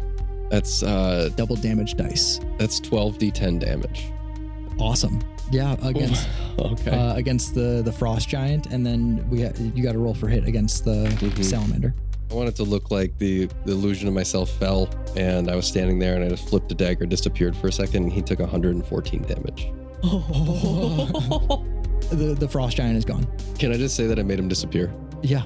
How you fully describe this as this thing cannot exist in this world, given that you've decided it should be gone. I think part of my past has been writing the elements, and so I just slip into the elements. I am moving so fast it seems slow, and I just push their chest into the ice until they become ice, and I leave them there. You return them to the cycle so that they may be healed for the disruption that they are, and you see some amount of corruption dissipate out of this elemental nature that you, again, return to the cycle readily and easily. You've done your job, Ezereza.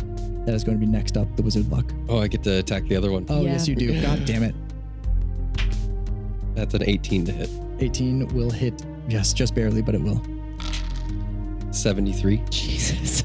73 is also more than enough to end this frost salamander as you, in a maelstrom of cutting winds, as if you bring the north wind to cut through itself. I think that's actually what happens. You somehow connect to the north wind that sweeps down and back up along the continent to fluctuate the temperature across the entire world.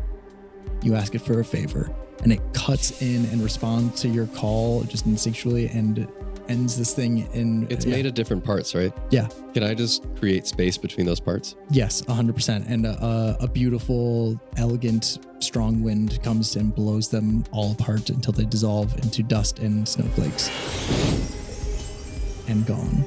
And that is initiative, y'all. You guys are welcome to take on your exploration of the ship as you would. Does anybody have anything for Gecko Scratch? You're not very subtle, are you? Well, no. That was an interesting approach. I find the most efficient thing sometimes can be the creative solutions. Very creative. I'll give you that. So who won the race? If we say you, will you let it go? I mean, who touched the boat? Everyone give me a perception check. I starlight step.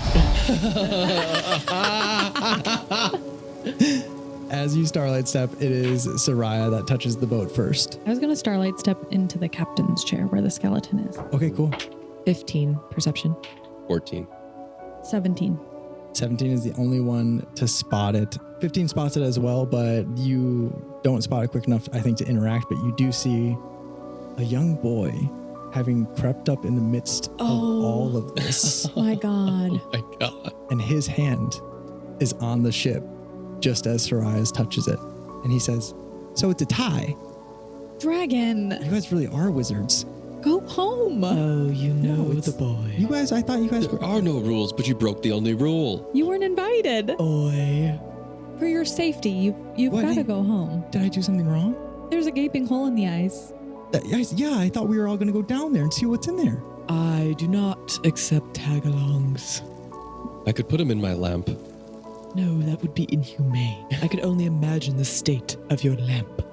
I keep my lamp clean. Please, you must be a team of wizards. Will you take me with when you leave? Dragon, this is dangerous. Dragon adventure, please. Let's give in all his glory. You're right. Sorry, was that So sarcastic? now you're about respecting names. A name. What a funny concept. You're right. Dragon adventure. Where is your telescope? I mean, your mother. Well, I have Miss Hubble, but I don't want to go home. I was thinking about what you two said. Looks at Time and looks at Luck. Time kind of stands up like, yes, you did. Looks towards Luck. Ever since the stories that keep filling my brain.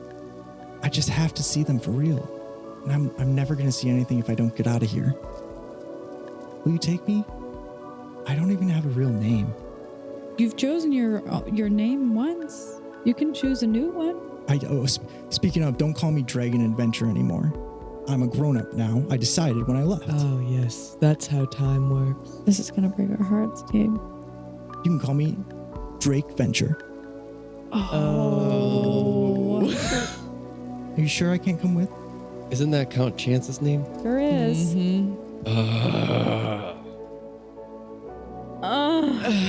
Everyone deserves a home they feel safe in. I could be your apprentice.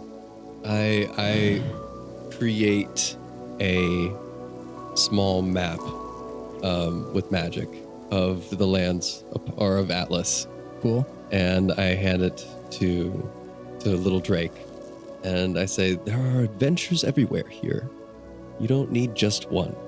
But I never make it out of this. He's referring to the mountains and the pass. He probably physically couldn't make it out alone. And he looks to you. He says, if I'm ever going to see it, I need a way out. You guys are going to fly out of here, right? On this ship? God, I can't believe I'm going soft. I mean, what's I the hurt to show 'em? suppose we could drop you off along the way. Well, let's see if you like it. And I snap my fingers, and there's a door that appears, a cast dimension door. There's a door that appears cool. behind me, and the other one's down somewhere on the ship. Awesome. Yeah, the water and ice have dispersed enough, and the buoyancy of the ship has actually brought some of the front of the ship up and over the ice in all of the turmoil that you guys have caused up. And so there is not necessarily dry, but open air deck for you guys to doorway through and dimension door onto. And I think we'll cut to the point where you have brought Drake Adventure onto the ship. I think he can come along. It's better than dealing with Mrs. Hubble. I mean, he skips the door. Yes, Eleanor was quite boring. oh, boring was your experience? Eleanor. She was horrid in mine. Wait, when did you meet her? No matter. I think the dimension door just looks like however old the ship is, and whatever a door down there looks like, it just appears in the snowstorm. Yeah, so cool. And like he without hesitation, which you should definitely hesitate when like something like that happens. But he just goes to the door, I think, before all of you, just at Soraya's very subtle nod. And Soraya's already on the ship. Yes. Yeah. And so I just offer to time. I hold the door open and say, time. Yes, time waits for no one. And I'll walk through the door. Always with the quick one-liners. So quick. And walking through the door, you appear on the deck of the ship. And I think there's just one last roll here to make, which is a roll to reignite the ship that you may not even be wanting to do intentionally. But as you all step near the spelljamming helm, give me an Arcana check. Oh, I don't need to create one? Well, I guess we didn't talk well while we're all here. I was just planning on putting the ship in a bottle for my curiosities at home. Oh, no. You No? genies and your obsession with putting things in bottles. How else do you store your things? I think this ship has so much life left in it. Oh, I believe so when it flew, but I don't think it does now. Oh, I have a feeling it does. Are you casting a spell here? Well, if I've detected that it already has a spell jamming helm. Does, but I would say that casting a spell that has anything to do with spell jamming would aid in this scenario. I would love to cast Create Spell Jamming Helm. You turn this Arcana check into an auto success, and this roll is now about quality. 3 rolls here from each of you, Arcana based, that are now going to determine not just if this ship comes alive, because it will determine how it comes alive. 1 roll from each of us or 3 rolls from each of us? 1 roll from each of you, 3 in total. Any modifier? Arcana. Oh, spell jamming. Whenever will they wish jam? 17 for time. 27 for Soraya. 10. I love it. Incredibly mid. What kind of check was it? Arcana. Arcana. Oh, 20. Oh, fuck. Fantastic. With a 17, 20, and a 27. 27, this ship rises with wonder. I think it is slow to start is the only thing. for time cannot be rushed. And there's a little bit of between Wish and Time's energies working to better enhance Soraya's spell work to create the spelljamming helm. There's just a little bit of dissonance. But somehow Soraya captures that and turns it into resonance.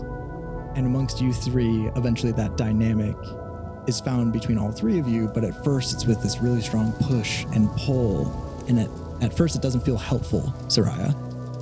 You tell me what this spell casting is like as you create a new helm for this ship to be powered by.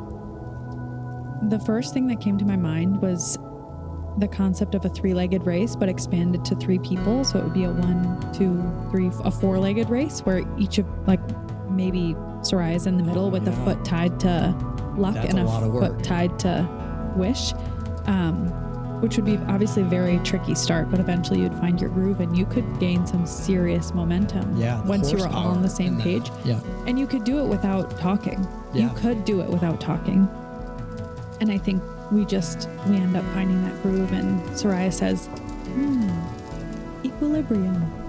Fantastic. As you say, equilibrium, I think that is a perfect point to end our session as Spellbeard comes alive with the ship and says, "Aye, this is Spellbeard ship," and then immediately passes out, but his body, you see, is regained as his full Jinn nature fills out, and you guys, whether you want to or not, start to lift off into the air as this ship is ready to soar on its own. Water slowly shifts off the side and falls in little rivulets off the deck as you rise, and big pieces of ice, long caked onto its sides, start to and fall into the ice one by one, making massive splashes as you rise into the air. And you have an unconscious pirate lord, historically notorious, and his ship beneath your feet. And a small boy. Witnessing it all. He says, "Wow, you really are wizards. This is some crazy wizard shit." As that is our session, y'all. Good stuff. I was gonna One might call it whiz biz. When I saw, does Ez see that there's a Jinn in front of me? Yeah. Did I know before that? Maybe had hints, like instinctually. Maybe that's why you were drawn here. It hits in hindsight, though. Just for flavor, we can cut this if we want to. I think I run up and say, "Oh, brother," and I go down on a knee, and I accidentally cast reverse gravity to help the ship. As you say, brother, not brother, cousin.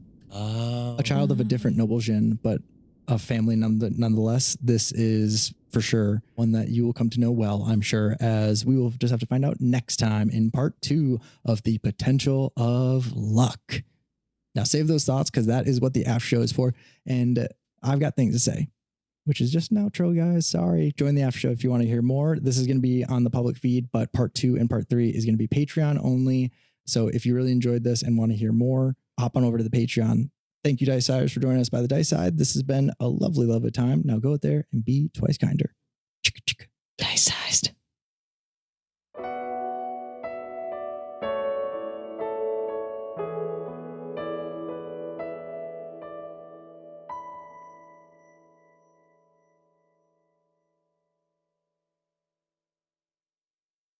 Hello, friends. Before we get to our bite-sized dice roll twice told story today, we'd like to take a moment to showcase another fantastic podcast out there that's been inspiring us over here at DiceSized. If you're craving atmospheric horror-tinged storytelling with a modern twist, check out Black Flare, an actual play that uses Delta Green to tell Lovecraftian and X-Files style stories. Or if you're just looking to roll your dice like a secret agent, they've just released the Sat Dice D9500. So settle in while I cast a 7th level pod shift spell and take a listen. Then we'll be on with our show.